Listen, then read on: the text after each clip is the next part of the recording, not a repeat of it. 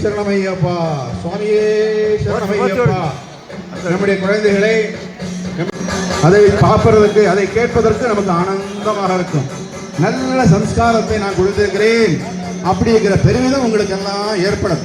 சுவாமியே கற்பூர தீப பிரகாசனே, சுவாமியே ஐயப்பா, பார்வதி புத்ரா ஐயப்பா, சுவாமியே ஐயப்பா, சுவாமியே ஐயப்பா, பகவானே பகவதியே, பகவதியே பகவானே, பகவதியே பகவானே, பகவதியே பகவானே, பகவதியே பகவானே, சுவாமியே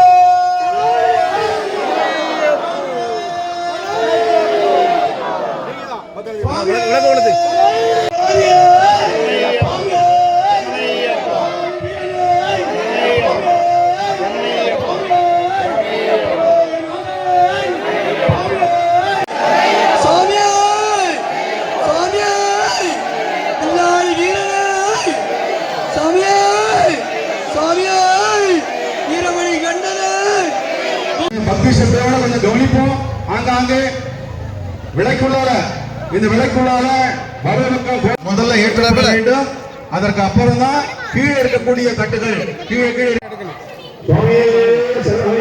கோஷத்தோடு இந்த அகவிளக்கில ஏற்றி வைப்போம். பார்க்கிறவர்களெல்லாம் ஐயப்பதோடு